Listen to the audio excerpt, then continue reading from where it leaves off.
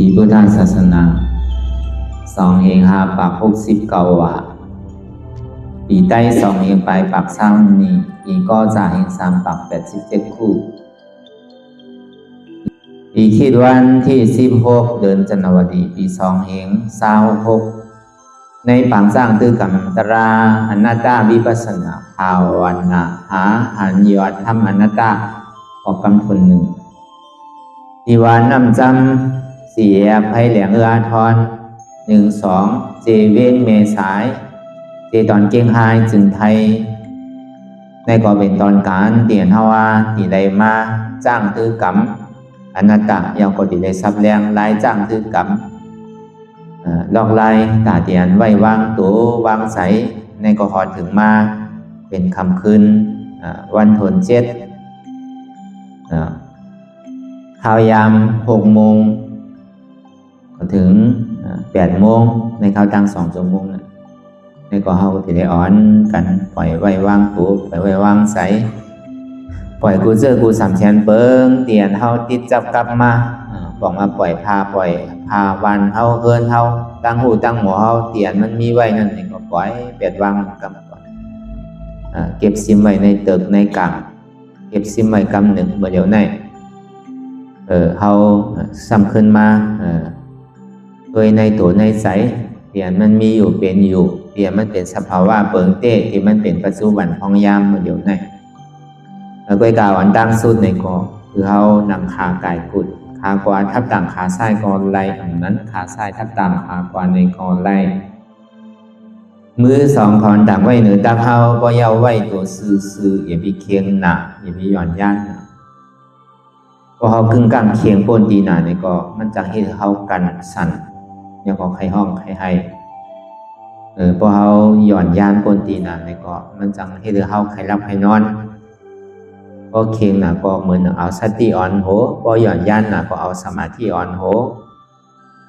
ที่ได้ไว้ใส่กลางเอาญาณปิยาอ่อนโหอำเคียงป้นอำหย่อนย่านป้นเป็นเส้นตั้งสายกลางเส้นตั้งสายกลางนี่เป็นปิยะศีลแล้วก็สมาธิก็เป็นนั้นตั้งแต่เฮาไว้วางตัววางใส่ก็เย้านี่ก็เอาลองตั้งหันเตียนมันมีเต้หมันเต้เป็นเต้นั่นซ้ำขึ้นอันที่มันหันเต้เป็นเต้มีเต้หมันเต้เอาเนี่ยซ้ำขึ้นเอาลองตั้งวนนั้นหมันแมกจืดใจลองตัวในเหตุการณ์กว่าก็อย่างในก็คือเฮารับหูเนออนุญาตปิญญาความมือเข้าใจหลีเอาอิดย่าก็หลดจ้างตื้อกำน้ำรับตาเนอเปิดได้ญาณปิญญาอยากด้วยนี้มันน้อวิญญาณหาใจเตียนเฮาผู้นั้นอันใดเสียนั้นเตียนมันพูดบอกเกิดขึ้นเป็นมานั่นเองก็คือเฮาบ่หมอวนวางแต่ตัดเป็นอนัตตาอนัตตานั่นที่บอกมันเป็นหรือเนี่ย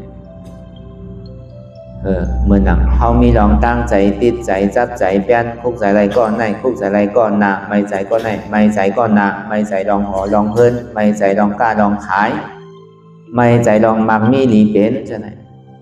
นั่นเฮาเป็นอัตตาตามดอก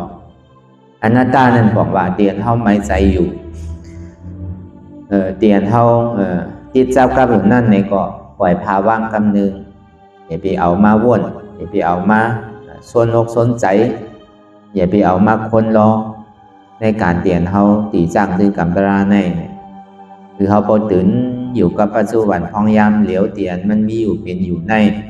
เมื่อเดี๋ยวในเฮามาให้การตลาเนี่ยก็เฮาก็ปล่อยพาว่างที่อันมันเย้าอีปอกเตียนมันเป็นบทตยามันเย้าอีปอกเฮามหาตยาที่คือมันเย้าบทเย้ากรรมพอเบอร์ยังตึงมีกรรมมีบทอยู่ก็ตึงที่ได้สายบทสายกรรมหมดป้อมใจในเฮาที่กันเนบทเนกรรมหมดที่อันลองตั้งบทใดกรรมนี่ก็เพื่อเฮากะวนดึงเปิ้นในสังวนลองเขาในสังวนลองเฮาในสังไม่ใจลองเปิ้นในสังไม่ใจลองเขาในสังไม่ใจลองเฮาในสังไม่ใจลองเขาในสังอันนั้นน่ะมันสร้างบทสร้างกรรมป้อมใจในเฮาที่เนี่ยบทเก่ากอมเปะกามก็กอมเปะมันเปะไรบ่มะบ่ห้ำบ่าวแต่ที่เอากรรมบทยาอันที่ไรคำนั่นดำลองมันได้เฮาโหลดได้เอาบทอัน ล้ำนั่นอันเท่าไรขำนั่นเอาออกก็การตัดที่หาลอกไล่เอาออกนั่นในก็เข้าโหลติดจับกับมันนั่นก็เบอร์ตันหนาความอยากใครเป็นใครมีนั่นอันนั้นเข้าโหลพาวางเงินไหลโจแก็บโจข้าว2 ชั่วโมงเนี่ยเขาว่าโจแก็บโจข้าวในข้าวตั้ง2 ชั่วโมงเนี่ยพอวางตัวเนี่ยยุ่มว่ามันดีกันเย็นยุ่มว่ามันดีเบาตัวเบาใสอันเขานักตัวนักใสเนี่ยก็เบอร์เอาวางนั่นความไทยในเป็นเขาปล่อยวางนั่นพอวางเบาๆนั่นเนาะพอเวียก็นักนั่นเมื่อเดี๋ยวในเขาเวียกว่านู้นไงเลี้ยงดูว่าผมกล้าเลี้ยงร้านเนี่ยผมกล้าเลี้ยงแหลนนั่นเขาว่ามันอยู่ไรอยู่ไรเพราะผมเลี้ยงลูกเลี้ยงหลานเขาทำอะไรไปเฮือนนั่นน่ะเนาะก็เบอร์นั้นไรว่ามันเย่าสุดเสียงเหตุบอกอายุอาซาคาว่ากูก็เนี่ยก็จำผังมาร้อยเพราะว่าเป็นเมียวเกิงก็เกิงมาดีๆมันตีลูดีกวนดีก้อยดีปั้งเมื่อไรกันนั่นก็เป็นเมียวเฮินเนี่ยก็บดปกมงแมวเนี่ยมันใส่กินอยู่กูมือกูข้าวยามมันตีลูดีกวนดีก้อยดีปั้งเหมือนนั่นแกเอาไข่เมสื่อก็ไล่เนี่ยก็ตั้งในมันในตึงเมไรมันตึงดีกินอยู่ตึงวันก็เบอร์นั้นในอันเท่าอ่อนกันไม่การตลาดในมันมีการมีขันก็เบอร์การนั้นเท่าเฮ็ดอยู่พองยามเมื่อเหลียวในเนี่ยมันเป็นการบุญตาตัวภายในใจมัน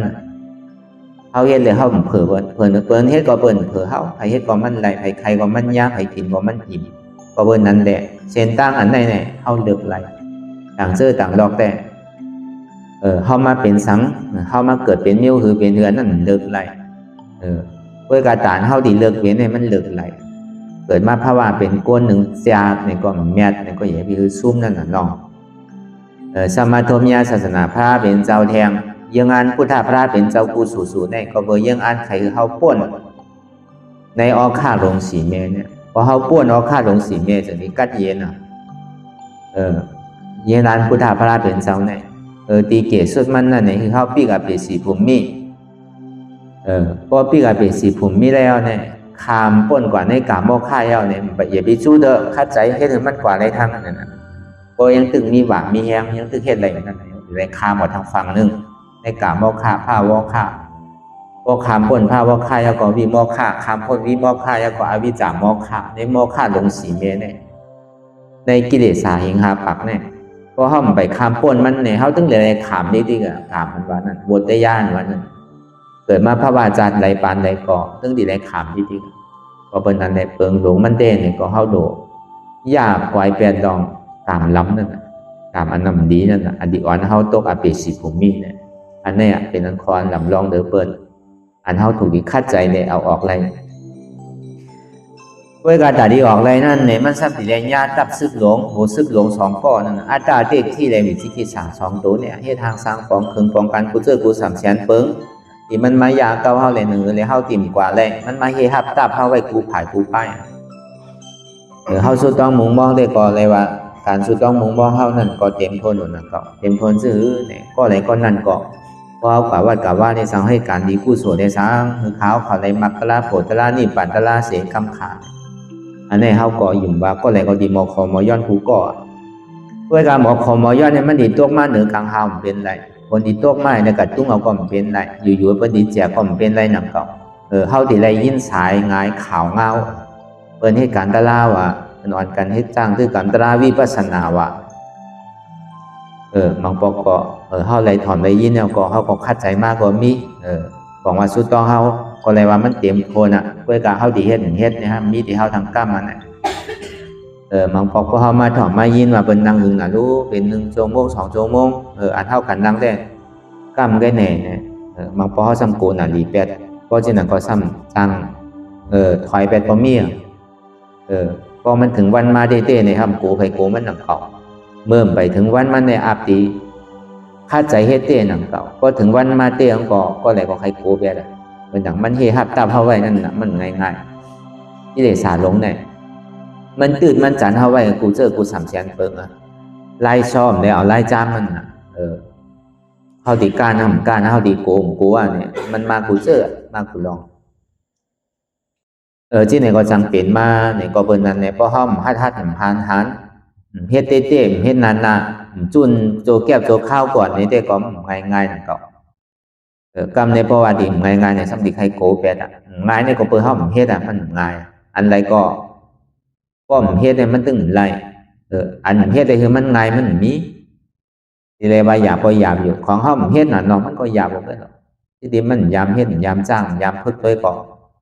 กลุ่มการล่ำสี่ล่ำหากลุ่มการวยผ่านอยู่ก็มันดีการง่ายน่ะหยาบบ่เวลาพอเฮ็ดอยู่ดีๆจ้างของดีๆเนี่ยมันหยาบนำก็ป้องใครเปลี่ยนมาใครฮอดมากกว่าก้ามก็มันง่ายพอเฮ็ดเตะแม่ก็อย่าไปซุ่มเนี่ยเฮ็ดมันในส่วนเฮาเฮ็ดการตลาดเนี่ยถูกดีโตก็โตถูกดีเพิ่มก็เพิ่มชั่วโมงเท่านั้นก็เป็นนั้นมาในวันหนึ่งก็ถึงดีทบยามันวันหนึ่งก็วันหนึ่งวงหนึ่งก็วงหนึ่งเดือนหนึ่งก็เดือนหนึ่งปีหนึ่งก็ปีหนึ่งชาติหนึ่งก็ชาติหนึ่งก็เฮาพอเฮาเฮ็ดอยู่ติ๊กๆนั่นนะเฮ็ดอยู่มันเฮ็ดอยู่กุกขิงกุกวันใดก็เฮ็ดมันตามกว่าปกติของเดือนเฮาเฮ็ดไรเป็นไรพอถึงคอดเปิดปังตารางมานี่ก็เฮาก็คัดใจเข้าจังได๋ก็ถึงเปลี่ยนถึงบ้านนี่ก็มันก็ค่อยๆเตรียมมาลอยๆนำเนี่ยมันตกน้ำสีตานี่ก็หึงๆตก1 มิกก็เตรียมนำเก่าเปิ้นฮ้องว่าเฮาสะสมนั่นน่ะเฮาเก็บเฮาหอมบ่อยู่ๆไอ้แลใจวันนี้ก็มันหาก็เสียงหลังเก่าตลาดนี่ก็ยามเฮ็ดยามเฮ็ดมากก็ซ้ำเหมือนเก่าขึ้นก็หนังเก่าซ้ำเดิมต้นใหม่ขึ้นก็หนังเก่าก็ใกล้เฮ็ดอยู่เสียก็มันก็บ่ยอมนะเฮาเฮ็ดหามาจ่ายจอมเฮ็ดจอมมันก็บ่ยอมหนังเก่าเหมือนเฮาเฮ็ดไปหมักมีก็เหมือนกันเหตุการณ์ตลาดนี่ก็เหมือนนั้นหนังเก่าเมื่อเหตุการณ์เพิ่นก็เหตุการณ์เมื่อเหตุการณ์โตก็เหตุการณ์นั่นน่ะเนาะหาดาตั้งตัวหาดาตั้งซบนี่เฮายังเลี้ยงกูวันนี่เป็น3ปอก4ปอกเฮาก็ยังเลี้ยงมันอยู่เวลาหาดาตั้งใสในวันเป็นวันก็ป้นว่าเช่นนั้นวงเป็นวงก็ป้นว่าเช่นนั้นเดินเป็นเดินก็ป้นว่าเช่นนั้นปีเป็นปีก็ป้นว่าเช่นนั้นกระโจมมันดิปอกขึ้นมาเตะเงาขึ้นในกล่องต่อไม่ง่ายเป็นอันได้ว่าหยาบเต้ๆนำเขาก็เปิดเฮาผ่านยานหนึ่งเย่านั่นแหละกระโจมมันดิมาเริ่มต้นใหม่ขึ้นในกล่องมันก็เป็นอันง่ายนั่นน่ะเพราะเฮาอุ่นเครื่องมันอยู่เสะๆกูวันเฮาเฮ็ดอยู่ที่หอที่เฮิรนเฮาเลยสังก็มีปังตะลามาเฮาก็มันนางให้สังจังได๋แต่ก็อันนั้นปองว่ามันจำอยู่มันขาดนั่นน่ะเนาะอยู่ๆพอขาดก็กำก็พูดแปลแล้วมันกว่าแล้วอีเกสุดมันก็เฮิรนไหลอย่าไปเจึกมันขาดนั่นน่ะมันจะดีกว่าไรมันจะดีกึ่งตานว่าอันเฮามาเห็นคนพุทธศาสนาอันแจ๊ดพอเป็นคนพุทธศาสนาอันแจ๊ดในเนี่ยเฮาโลฮู้จักเสียจาตรานั่นน่ะเสียจาตราเนี่ยมันโดดต้วยที่ไผไกลต้วยในตัวเฮาก็มันถึงเป็นเสียจานหมันแม่นอยู่ยาวต้วยในหิมฮอมาเนี่ยก็มันก็เป็นเสียจานหมันแม่นอยู่ยาวเมื่อกูบอกในเฮายามเด็กๆน่ะเนาะเป็นลูกอ่อนเฮาก็ยามเป็นมาลูกอ่อนเนี่ยอันเฮามีหลานเนี่ยก็เฮาก็ยามเป็นเหมือนเขามาเมื่อเฮาในตอนเฮาอยู่มาเขายามคือเฮาก็ยามเป็นมาเฮาหันมีลูกมีหลานเฮาอันมีต้องจับต้องไว้นั่นก็เฮาก็ยามอยู่นั้นมาในข่าวต่างอันโหเดือนโหปีมันเรียกก็เฮายามเป็นมาหนุ่มๆก็เฮายามเป็นมาว่าสาวๆก็เฮายามเป็นมาเขาก็เป็นมาลอยๆนั่นแหละหูก็เขาก็มีหูก็หนวกมาลอยๆเจ้ามันเอาป่าลอยๆหูเนี่ยก็มีตาก็ก่อยๆมูมาลอยๆเจ้าเอาป่าลอยๆมีหูหลังก็เจ้ามันเอาป่าลอยๆมีเขียวนั่นก็เหมือนนั่นหนังเก่าวางกะลอยๆแมงกะลอยๆตัวนั่นก็ยามเคียงยามหางหลีหางน้ำเนี่ยก็ก้อยเหี่ยวกะลอยๆ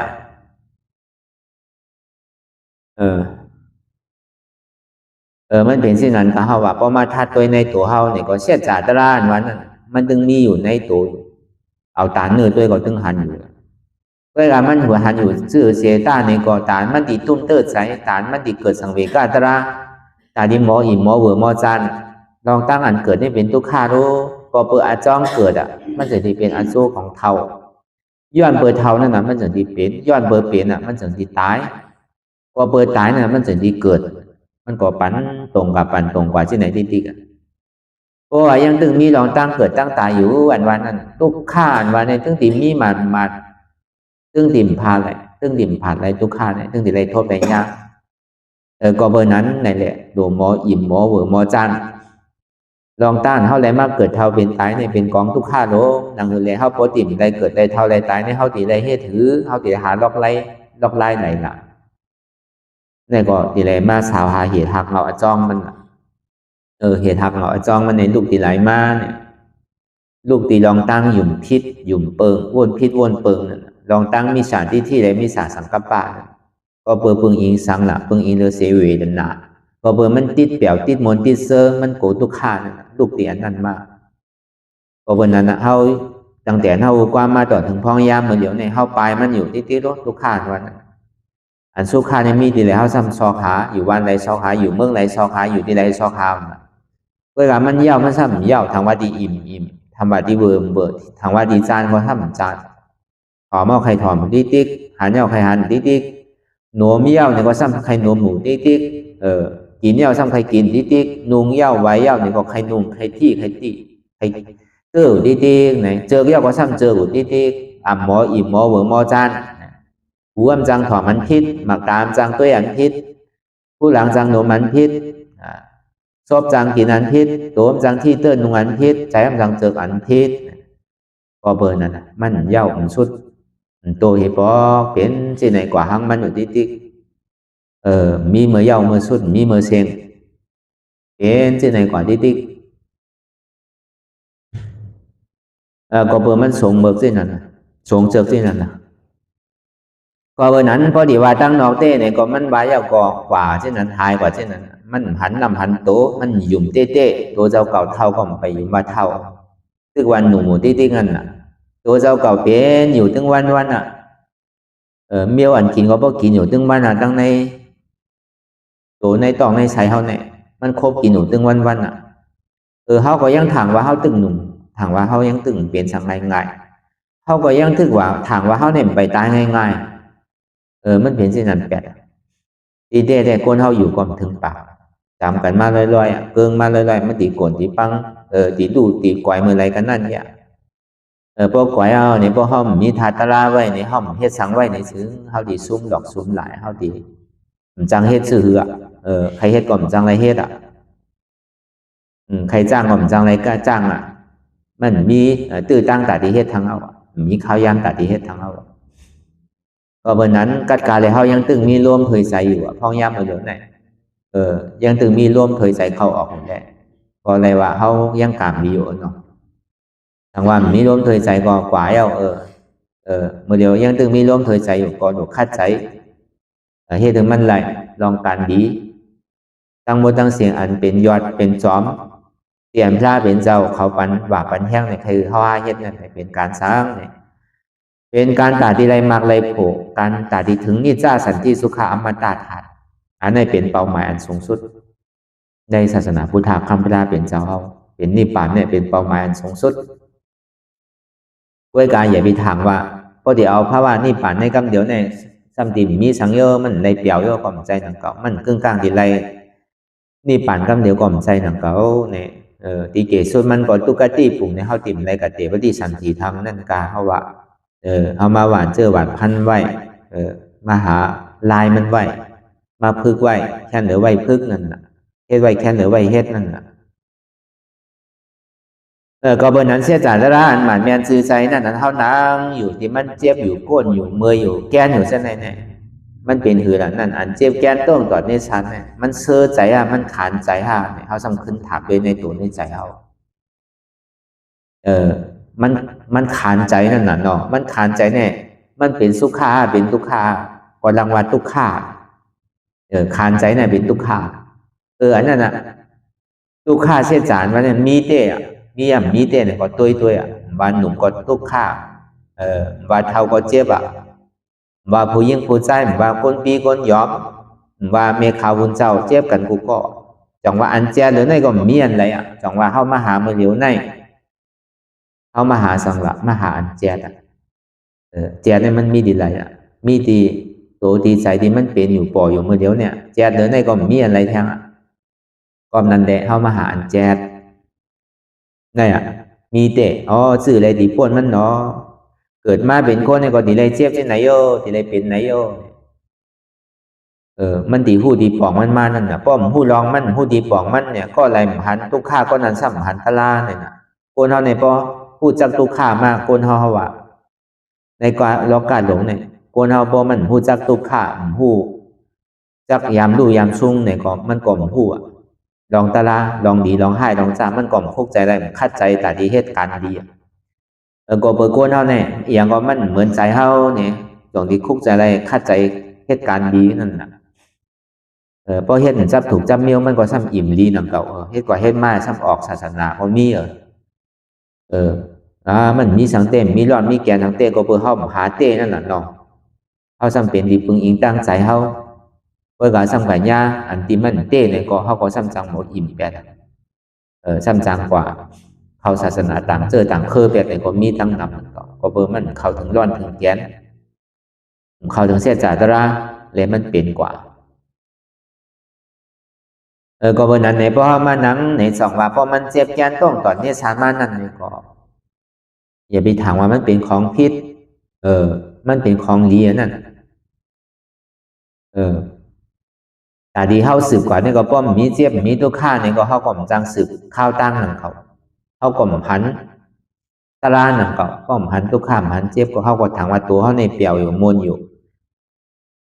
ถามว่าดิมเจ็บไม่ใครหนาวฮิปอกนั่นน่ะอันนี้ก็ซ้ำเดียวมาเป็นสังเวชตารางนั่นเขาลองตั้งเวทนาลองตั้งเจ็บที่มันเป็นอยู่เมื่อเดียวเนี่ยจังว่าอันไรมันเป็นตารางนี่มันมีเฮาหลเอามาวนทัดด้วยแต่ว่าเฮามานั่งเนี่ยมันขามแล้วมันเจ็บหนาอย่างเป้เจ็บหนาก็มู้เพราะว่ามันเจ็บแรงดังไรหึงเนี่ยมันมีอธิเป็นนั่นก็เจ็บแรงดังไรหึงก็พอเบิ่นดังใครหันเจ็บน่ะใครหันเช็ดจางใครหันหมันแม่นมันจะนี่กูน่ะเพราะมันหันเจ็บมันจะที่หาเส้นตั้งแต่ที่ป้วนเจ็บน่ะที่เลยเฮ็ดสื่อเลยป้วนเจ็บที่เลยเฮ็ดสื่อเลยป้วนทุกข์ก้วยกันไล่อันเท่าเฮ็ดมาตั้งปึกตั้งโมตั้งเสียงอันเท่าอยู่หออยู่เฮ็ดเนี่ยมันเป็นไล่อันนั้นมันเป็นไล่พิษเพราะมันกวนขึ้นมาก็ปลายมันเนี่ยเพราะนังหนามันเจ็บกับลูกไปเนี่ยเพราะไปกับก้นคนดังเนี่ยลูกไปนอนเนี่ยอันนั้นมันไปอันนั้นใครกินสังกะหากินใครซื้อสังกะหาซื้อมันถามว่ามันไปอะไรนั่นดีแต่พอเอาใจลึกๆวันเนี่ยมันยังตึกเป็นใจอันนำลี้ยังตึกเป็นใจเก่าเศร้าว่ามองนั่นบอกว่ามันใจเป็นสุขาอันเตมันใจเป็นสันติสุขาเตมันยังตึกหวังเวอร์มันตึกอยู่แหลกลายอยู่อันสุขานั่นก็มันใจเป็นสุขาอันเตอันแจบมันยังแหลกลายอยู่ลูกพอมันเป็นสุขาอันแจบในห้องว่าสันติเนี่ยบอกว่ามันคืดแปดตั้งโมตั้งเสียงลองตั้งทุกขาเนี่ยมันจำเลยลองตั้งสุขาเปิงหนึ่งเปิงเดียวในห้องว่าสันติสุขามันมีอันช่างไม่ยากมากเก่าเดี๋ยวนี้กึ่งตานว่าเป็นสันติมันคืดแปดหมดมันดิ่มมีปอสองนั่นเป็นอย่างห้องว่าสันติสุขาอมตะธาตุเนี่ยก็มันแหลกลายค่ายกว่ามันเป็นอมตะก็มันตายมันเกิดมันตายทั้งเราห้องอมตะในฮาวานลอกไล่ตาดีวนตัวในตัวในใจหึงพอเกิดสังเวชตระหึงพอหันเสียจาตระจองมันเมียมาหน้ามาท่าจองมันเจียท่าเจียด้านเจียบันเสียบันวันนั่นเนี่ยคือเขาขึ้นตัวนั่นบอกว่าดังพอมันเจ็บมาเนี่ยก็เขาอย่าไปกึ่งกลางขึ้นอย่าไปกึ่งกลางใครหนึ่งใครคายมันวนว่าเจ็บที่มันเป็นอยู่ในกอเปอร์สังในมันเจ็บกอเปอร์สังในมันคืนกอเปอร์สังในมันเมยมันแกนอันเจ็บแกนต้องตอดเนสานเนี่ยมันลุกตีไหลมาสังว่ามันเจ็บมาหายเลยเจ็บหายเอาแกนทำเกิดแกนหาเอาเสียบทำเกิดเสียบหาซ้ำต้องตอดเนชานใช่ไหมทำเกิดขึ้นมาอันหนึ่งสืบเป็นสืบลูกอันหนึ่งเกิดขึ้นมาอันหนึ่งลูกกว่าอันเจ็บแกนต้องตอดเนชานเหตุการณ์เย่าไม่กัดอุ่นหนาวนักว่าอ่อนแข็งสู้ตุงจับยายจึงอย่ามันอยู่ที่เก่าที่แล้วมันสืบเป็นสืบลูกอันหนึ่งเกิดขึ้นอันหนึ่งลูกกว่ากำธาตุต้มเกิดขึ้นมาตั้งอยู่ลูกกว่าธาตุไฟเกิดขึ้นมาตั้งอยู่ลูกกว่าธาตุดินเกิดขึ้นมาตั้งอยู่ลูกกว่าธาตุน้ำเกิดขึ้นมาตั้งอยู่เยอะกว่าลูกกว่ามันมีสภาวะที่อันมันสืบเป็นสืบลูกเข้ามาเป็นผลอาโจของทุกข้าแต่ว่าเป็นเหตุแต่ว่าเจ็บอันวันนี้มันตีมีเป็นคือเป็นศอกเป็นว่าก็หัวใจก็เบอร์นั้นตีแต่อันลองตั้งเจ็บแกนต้องตอนนิสานเนี่ยมันเป็นผลของทุกข้าเป็นอาโจของทุกข้าเป็นตัวทุกข้าเสียจาก็ในเหตุทางเราจ้องมันเท่ากับมากกล้าเสียจานั่นเป็นสังก็เบอร์มีลองตั้งหยุ่มพิษหยุ่มว่าเป็นหัวเก่าเป็นขาเก่าเป็นมือเก่าเป็นตัวเก่าเป็นใจเก่าเป็นเจ็บเก่าอันนี้เป็นเหตุทางเราจ้องมันก็เบอร์มีหัวก็มีเจ็บมีขาก็มีเจ็บมีมือก็มีเจ็บเท่ามักมันว่ามีหัวมีขามีมือมีโตสังว่ามันมีเต้เป็นเต้ในซึ่งเท่าโดดสังไรอย่าพี่มันก้นขึ้นอย่าพี่เมยแกนอันหัวได้สังต้องได้สังโตได้สังขาได้สังมือได้สังจะไหนใจได้สังจะไหนอย่าพี่มัน เจ็บก้นขึ้นเมยแกนโดดสั่งไรก็ว่ามันสั่งไรน่ะเฮ็ดสื่อก่อนไล่น่ะค่ายสื่อก่อนไล่เพื่อนสื่อก่อนไล่ตรงสื่อก่อนไล่เขายังตึกเจ็บก็เปิดเฮาหาเหตุทางเงามันทบเพราะเฮาหาเหตุทางเงามันทบเอาก็มันใครเจ็บก็ลองเจ็บเลยใครแกนก็ลองแกนกันลูกกรรมมันดีหายกว่าห้างมันแกมันมีอย่างที่อยู่ถาวาร่ามันกึมไรแต่พอพูดลองตั้งว่าอ๋อดีเจมันหยุ่มว่าเป็นหัวเป็นขาเป็นมือเป็นตัวเป็นใจเป็นเจ็บลงในอ๋อดีเจมันใจหัวเกาขาเกามือเกาตัวเกาใจเกาเจ็บเกาโลกเหมือนอย่างพอมันมาเจ็บที่ขาเนี่ยก็ขาเจ็บขาอ่ำมีเจ็บในอ่ำว่าอะไรอนัตตาต้องเจ็บต้องอ่ำมีเจ็บว่าอะไรอนัตตาแอวขึ้นแอวมีขึ้นอ่ำว่าอะไรอนัตตาก็เฮ็ดที่ไหนก่อนก็ไรหนังเก่าวนดีโตเนี่ยก็ไรหนังเก่า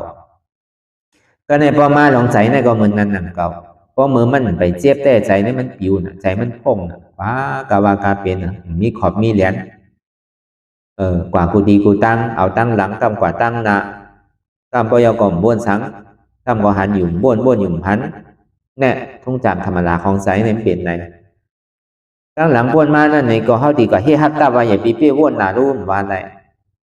ไรเสียด้านในก็คือผู้หันตั้งจอมเปลี่ยนมันเปลี่ยนอ๋อเมื่อเดี๋ยวในใจตึกบ้วนตั้งหลังอยู่เวลามันสุดเสียงยาวเมาขึ้นไหล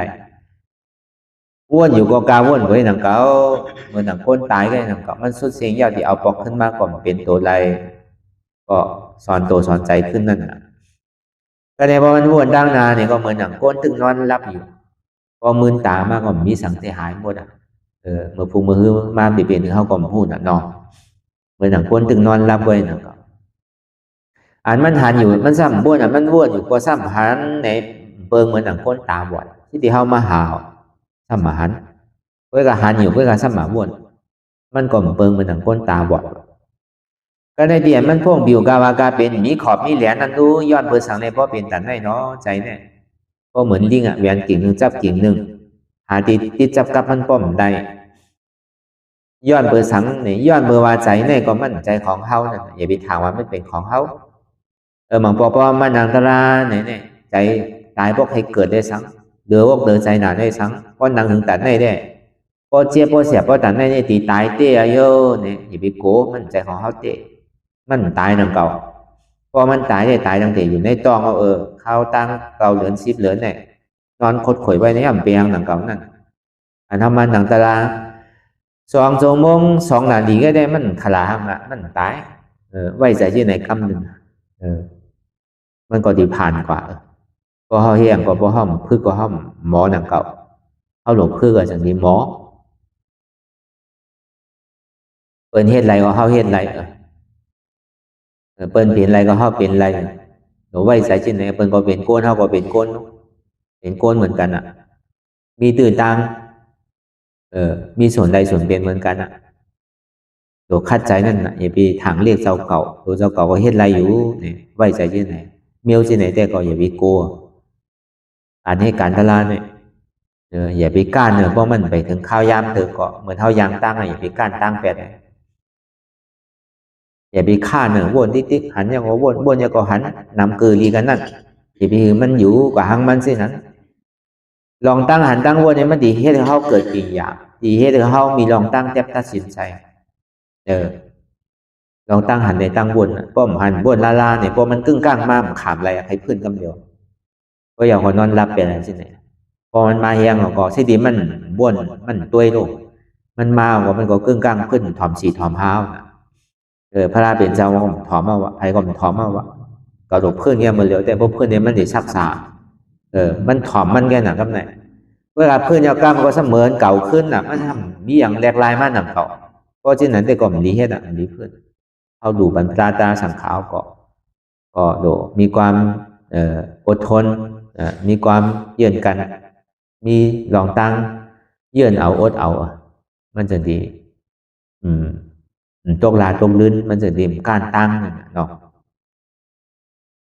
เย้าก็อย่ามีลืมอันเอาเหตุการณ์มาเหลียวเนี่ยคือเขาตื่นผู้โตเสียอย่าไปกลุ่มกากาวนตั้งดอกติ๊กมาอยู่ตั้งในที่มันเปลี่ยนอยู่มีอยู่วนด้วยในตัวในใจเจ้าเก่ามันมามีสื่อเปลี่ยนสื่อหืออันตัวเจ้าเก่าเน่านับสายไว้ในก็ปล่อยบ้างแบบหมดเลยอันเฮาติดจับเข้าไปนั่นก็เพื่อเฮาเบี่ยงนักก็เพื่อเฮาไม่ใจอันแน่น ลองตั้งใหม่ลองตั้งเวียกนั่นเอาทิ้งซิมแล้ววุดแปดกำหนึ่งก่อนเมื่อเราได้มีสังอ่ะตัวไว้ที่ไหนกำหนึ่งเขาจึงดีหมอว่าอะไรง่ายๆโดมๆเหมือนเขาออกข้าวตังแหละเพราะเขาเวียกของนักก็มันนั่นถึงนั่นดูเขากว่าก็เพราะใครอยากว่าเหมือนเขาขึ้นลงเนี่ยก็ในเขาซ้ำเวียกเป็นไว้ในเวียกก้อนนึงเขา2 ก้อ3 ก้อให้กว่าให้มาเวียกป้าหอป้าเฮินเวียดป้าลวดป้ากาทั้งนี้แค่นักเอาเมื่อไหร่ก็เมื่อนั่นเขาเฮ็ดยาวก็ยาวเนาะมันเอาขึ้นไรทรายนีเก่าอย่าไปเอานีใหม่ว่ะนีเก่าเขามีในทรายมันเซ็งว่ะอย่าไปคึงปองการตัดที่หานีใหม่ทั้งว่ะแต่ว่าลองตั้งหลังพ้นมาเนี่ยยาวก็ยาวเขาอย่าไปเอามาเก็บวนขึ้นพอเขามาเก็บวนขึ้นในบอกว่าเขาตึกอยู่ทรายนีเก่าที่ก็นีเก่ามันยาวอีปอกแต่ว่านีเก่ามีก็ทรายเซ็งแต้นเซ็งนีใหม่เดียนย่ำไปถึงเดือนนั้นอย่าไปคาดใจถึงมันเฮ็ดทั้งเอานีใหม่เนี่ยบอกว่าตั้งนานนั่นน่ะอย่าไปกลุ่มกาวนตั้งนานโดยอยู่กับปัจจุบันพองยามเดียวอย่าไปกลุ่มกาเวยผ่านลองตั้งนาวดิ๊กเพราะเวยผ่านใครเฮ็ดตั้งนาวดิ๊กเนี่ยก็ตึกที่ช่างนี่ตึกที่หาตั้งใหม่ดิ๊กนี่เก่าก็โดแทนใส่มันยาวนี่ใหม่ก็อย่าไปคึงปองกันใหญ่คือมันมีหนังเฮเลมันตีไรอาล่างขึ้นหนังเฮเลตีไรน้ำเมียดหนังเฮตีไรอาล่างขึ้นหรืออย่าไปกลุ่มกาวนตั้งหลังตั้งนาตัวกว่าตามสภาวะความจริงที่มันเป็นอยู่มีอยู่เจ้าก็หมอปล่อยพาว่างหมอจุ้นโตจุ้นใจไรเพชรที่ไหนกว่าเฮาตีก้อยๆนี่ก็ก้อยมดกว่าอาล่างก็ไรน้ำเมียดก็ตีไรมาลอยๆนั่นอันเฮายำอันเฮายำเพื่อนเฮาก็เพื่อนอันเฮายำหนึ่งเฮาก็หนึ่งอันท่อมยำนางถึงไร2 ชั่วโมงเขาก็นางไรมาอันท่อมยำหนึ่งนางไร1 นาทีเขาก็นางไรมาใช่ไหมก็ไรว่าเป็นอาล่างเป็นน้ำเมียเขาลอยๆนางเก่าแค่เดือเขายำเฮ็ดอีปอกเลยเขามาเฮ็ดไรก็ไรว่าเลี้ยวนางเก่าด้วยการเขายำเฮ็ดมาเก่าหลังได้ก็ผู้อยู่ห้างไผ่ห้างมันอ่ะตีเกศสุดมันได้ก็2 ชั่วโมงเนี่ยมันตึงติ่มไรเพื่อนนั่นน่ะตึงติ่มไรว่างคับเอาออกมาเฮ็ดมาหลาย10 ปีในเขาติ่มขึ้นมาแต่งเอาขึ้นในเขาดีฉากถูกว่าด้วยการเปิดยามเฮ็ดแต่ก่อมจังเฮ็ดซื่อของว่าเขายามเนาะไปยามดังอีปอก1 ชั่วโมงก็ไปยามก็มีแล้ว2 ชั่วโมงก็ยามก็มีแล้วอันนั้นได้ก็เอาสภาวะมันว่าด้วยการพอยามได้ก็พอเขาผ่านได้ก็มันดีเขาตีคู่มาในตัวในใจเขาเป็นซื่อตัวเขาตีเว้าใจเขาตีเว้ามากเมื่อมันตึงเฮ็ดแต่ก็ใครเหลือใจอยู่เพราะว่ามันยาวปอยเนี่ยก็หายหมดหนังเก่าเจ็บนั่นเท่าหูในตัวในใจทั้งแผลทั้งมันเนี่ยเหมือนนังได้เหลือใจเพื่อกับปอยก็หายก่อนตั้งไหลหมดหัวของเป็นตะล่าน่ะเนาะพอเขายังตึกปอตึกสังมันตึกเปลี่ยนตึกวันนึงขึ้นอยู่ได้ก็เป็นเปิงนึงอันนั้นแต่ก็ที่เต้มันใจน่ะเป็นตะล่าลูกก้อยกาคนมันยามเปลี่ยนยามสังมาเย้าเนี่ยก็มันก็ใกล้เป็นอยู่ของว่ามันอีหยังก็มันเหมือนเก่าน่ะตั้งในตัวในต้องในหลุกในเห็นเท่าไหร่เพราะมันยามดูยามก่อยมาเนี่ยแต่ก็มันใครมันสิได้ขามมีเนื้อนั่นแต่มันสิได้ขามมีนึงเพราะว่ามันเป็นสังล่าเนี่ยก็มันได้ขามเหมือนเก่าขามเมื่อไหร่เหมือนนั่นเนี่ยก้อยกาบ่มันเปลี่ยนไว้ยาวมันหักไว้ยาวมันเปิงไว้ยาวแต่ก็สิได้ขามนำให้เพิ่นนิดนึงก้อยกาเป็นหือก็ยาวอย่ามันนึงสิได้ขามว่านึงเจ้าน่ะไว้กับเขาก็ได้พึกขามไว้มันตึงนอนไหลล่านั่นน่ะลองตั้งเวทนาเนี่ยมีไผที่นอนไหลจองว่ามันเป็นกองทุกข้าหลงนั่นน่ะตอนนั้นเจ้ายาฮั่นต่างเขาพระเป็นเจ้าเขาปัจเจกพุทธาเขาก็ถึงว่าอาสาวะเขาหมดสุดเสียงเกียงหายไปเอากิเลสากันน่ะตายขันฐานตึงมีอยู่น่ะเมื่อเขาเจ้าตึงมีตัวนั่นก็ย่ำไปเป็นเดียนเย้าใจเธอว่าเพราะเมื่อไรในขันถามไปหมดเสียงกว่านั่นก็เป็นเดียนไว้ว่างใจเธอว่ากองนักลงอันดีแบบมาในสังสารวัฏทุกข้าขันใจเนี่ยเพราะเมื่อไรถึงหอดถึงมากถึงดีตายมาเย้าเนี่ยพอความเฮาแต่พอความอันทางนี้ได้ก็ถึงที่เอานี่ปรินิพพานมาเย้าเนี่ยถึงที่เป็นเดียนไว้ว่างใจในเทพขันธาหาเปิงกองนักหลงในเดียนเก่าแบบมาในสังสารในเก่าที่ได้ว่างแปดกำในเย้าเนี่ยพอจมไว้เท้าก็เปิงมันติ่มไรแบบทางนั้นน่ะกองขันธาลงทุกข้าลงเนี่ยจังว่าโกนผู้ทุศาสนาเขาในซ้ำโกตายโกนนั่นเป็นเหตุการณ์ตะล่าที่อยากในซ้ำโกเกิดมันเปิงกันโกนเขาในก็อะไรก็โกตายอันเป็นเหตุการณ์ตะล่าเป็นอะไรที่อยากในเป็นซ้ำโกตีไรเกิดทั้งใครเกิดเกิดทั้ง7 จัดก็ไม่ใครเกิดเกิดทั้ง3 จัดก็ไม่ใครเกิดเกิดทั้ง1 จัดก็ไม่ใครเกิดตึ้งใครเกิดทั้งล่านั่น มันเปิงกันเช่นนั้นเขาซ้ำโกเนาะตายเนี่ยตาที่เกิดในเขาซ้ำโจมน่ะตาที่เกิดทั้งนั้นตาที่ตายในเขาซ้ำดีโกตายน่ะเพราะโกเจ็บโกตุกข้าก็บอกว่าโกตายน่ะอันนี้เขาว่าเอาลอกไล่อันนี้เนี่ยสอนตัวสอนใจคือมันพอผ่านก่อนแหละในส่วนเขาเหตุการณ์ตารางเนี่ยก็เลยสามารถเนี่ยลองตั้งเวทนานั่นก็มันนั่นนั่นก็คนเขาแต่มันตอนแรกอันที่เขาว่ามาทั้งเสียงเนี่ยหักตัวหักใจเนี่ยไม่เป็นทุ่งจามมันอ่ะหักเปี่ยวหักมูลกูตุกขาเนี่ยเป็นทุ่งจามโคนอ่ะว่าโคนให้ผีก็มันนั่นนั่นก็ช้างก็มันนั่นนั่นก็ถ้าว่าอันนั้นแต่ไหวไกลนึงก่อนเนาะอันมันอยู่จำเขาเตียนเขาเปลี่ยนอยู่เมื่อเร็วเนี่ยอันนั้นมันยังตึกไกลเขาย่ำไปหันก็การเตียนมันหันอยู่พ้องย่ำเดียวเนี่ยเตียนเขามีตัวมีใจที่มันเปลี่ยนอยู่เมื่อเร็วเนี่ยพอมาวนท่าสังตัวก่อนตัวอีทีแล้วอันเท่าหักหนาเร็วเปิ้ลในตัวเขาก็หักใจเขาก็หักอันเปี่ยวมวลอันเสื้อของเขาก็หักเนื้อแดงดีเปี่ยวดีมวลดีเสื้อเนี่ยก็มันก็หากูเสื้อกู3 แสนเปิ้ลมันก็มี3 ตัวในก็หนักก็พอในป่าที่ห้องวายุวิญญาณเวทนาเนี่ยพอเอาความเข้าวางนี่ก็ตัวได้ใจได้เวทนาลองเปรียบลองมูลลองเสื้อทำโกตุกข้าย้อนเบอเอาลองตั้งเวทนาลองตั้งเจ็บแก้นต้องต่อเนี่ยสันนี่แหละเฮ็ดเป็นคอมันนี่แหละจงดีขึ้นคอขึ้นเบอร์พระเป็นเจ้าเฮาคอปฐมะอ่อนตั้งคอตารางนั่นในธรรมจักรนั่นเมื่อเรือน8 ม้วนเมื่อคำขึ้นโป้นมาในสังคำขึ้นเมื่อซึ่งโป้นมาในสังเฮาก็พ่อกะ2 ตอนดูป้าขันธาอนัตตาวิญญาณหน้าขันธาอนัตตาเวทนาหน้าขันธาอนัตตาเขาดีมาฮอดถึงคำขึ้นวันเหมือนไหนกับกายได้ลองเวทนาในเป็นอนัตตานั่นน่ะมันก็สมั่งงับกันลองตั้งอันเฮาตึกอุบตึกลัดตึกฮอลองตั้งเวทนาอยู่ในนี่ก็เอาลองเอาลองตั้งตื้อตั้งเตียนเป็นเวทนาลองตั้งเจ็บแนวเนี่ยเอาเขาใจแหละนั่นเลยเฮาพอดีจอมเสียนตั้งเจ้าปัญจวัคคีย์หาเจ้าเขาตีพระเป็นเจ้าเฮาไล่สั่งไล่ห่อไว้นั้นในเวทนาหน้าขันธาอนัตตานั้นก็เมื่อนั้นพระเป็นเจ้าห่อตะลาก็ย่อเนี่ยก็เจ้ากรัญญาเจ้าว่าป้าเขาในตกเป็นยาหันตาเจ้าพัทยานั่นก็ตกเป็นซอดาปันถึงมา18 ลอง3 คำพระเป็นเจ้าขึ้นสื่อเพราะอนัตตาและขณะสุขถึง5 ตอนนั่นก็อัตตาและอนัตตานั้นก็ในเวทนาหน้าขันธาอนัตตาเนี่ยเมื่อเฮามันนั่งพ้องยามมือเหลียวเนี่ยเวทนาเนี่ยมันเป็นคือละพอมันทมยามาเวทนาเนี่ยพอมันเจ็บเสียบแก้นต้งตอนนี้สามให้ยาวหนังสือตัววันนี่ก็หายก่อนตั้งไรก็มู้เมื่อเนี่ยตึกหันตัวอยู่ในห้องมาดูป้าขันธาหน้าตาเอาตีลองตั้งตัวในเฮตตาลาคำเดียวคนไรสังวาท่าแต่แหละจังทบยาอะไรตีตัวหนึ่งก็ที่ในดูป้าขันธาหน้าตาก็จังทบยาตาลาหนึ่งก็สังวาป้วนมาดีตัวยาวเฮ็ดมาเข้ายามมือเราในสัมมาดีใจก็ในสมเอาลองใจเฮตตาลาหนึ่งก็พอได้กว่าหนังเก่าเมื่อหนังเจ้ากรัญญาเขาเมื่อหนังเจ้าว่าป้าเขานั่นน่ะก็ในเมื่อหนังเจ้าพัทยาเขานั่นในก็มันเจ้าก็ลองตั้งเวทนาเหมือนเท่าอะไรมาทบกันเดียวมันก็บนนำมาหึงยาวในซึ้งตัวก็พวกเนี่ยพัดจุนแล้วก็ป้วนตัวห้ามมาใจก็ไหนก่อนให้มาซ้ำป้วนใจกว่าห้ามไปหางเป็นเจี๊ยบก็ไหนเมื่อยังตึกตัวหันใจเนี่ยมันยังกว่าจ้องกันได้ง่ายก็เปลืองน่ะมันมีลองตั้งสืบเป็นสืบลูกกำเจี๊ยบกำเสียบกำไม้กำแก้นกำหมังปอกไข่มาตั้งไส้หมังปอกไข่มาตั้งกว่าบางปอกไม่ก็ใจก็เป็นกว่ากำดีกำจ้ามันยังปึงอีกเลยเด็เป็นที่อันจังกว่าอะไรมากลมก็ลองตัวเราใจเนี่ย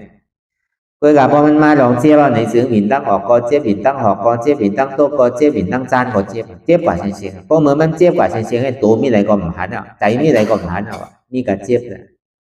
พอมันทมยามเหมือนหนังนั้นอย่างในห้องว่าเวทนาหน้าขันธาหน้าตา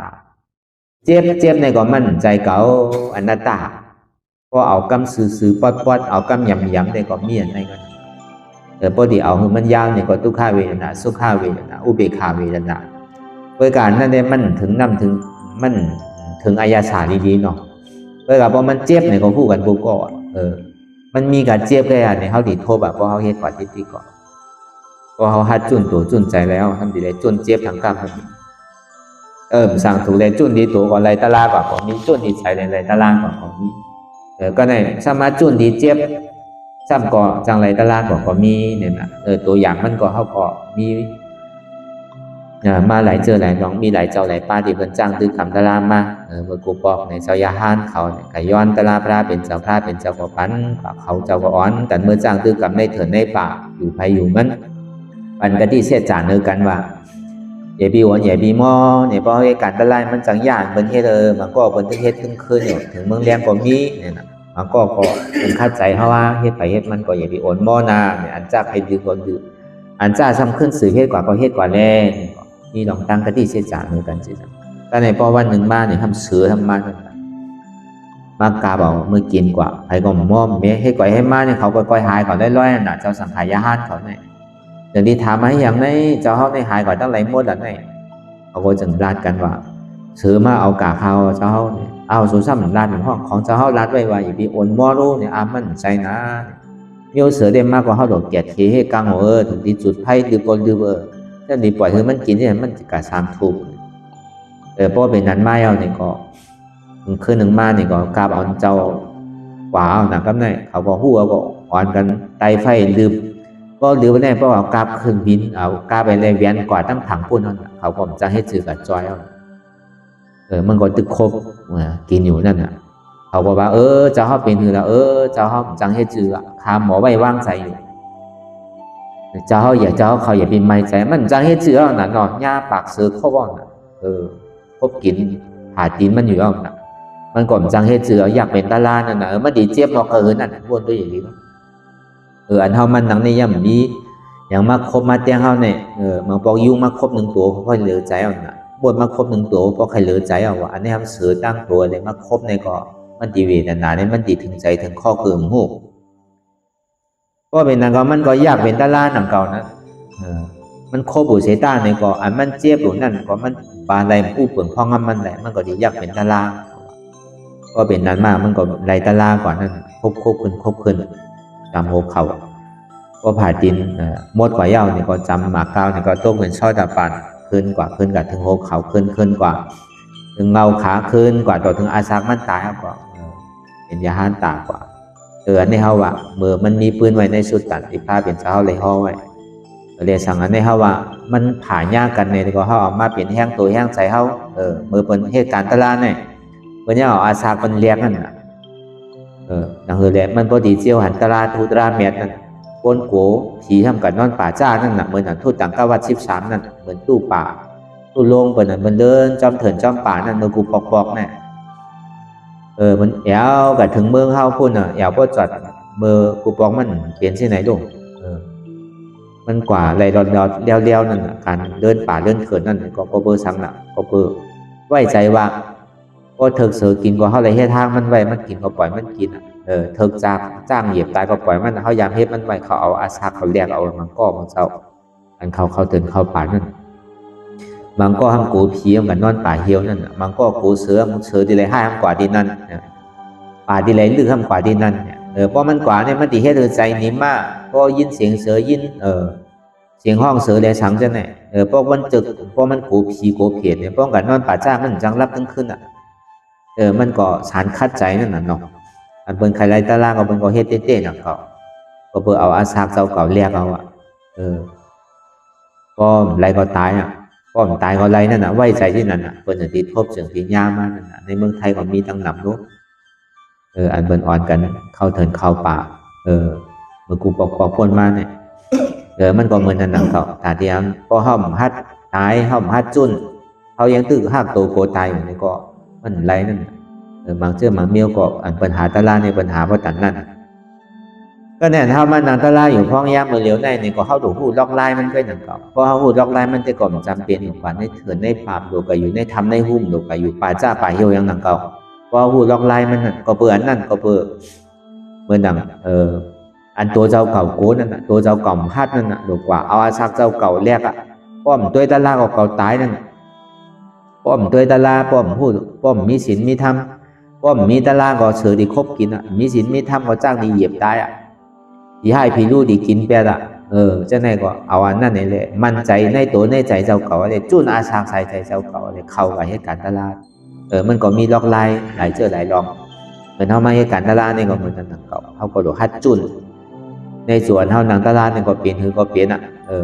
ไผ ตายมีสองตายนั่นแหละที่พระพุทธเจ้าย้ำว่าอัตตาตายเป็นอริยะก็คนตายเป็นเทวดา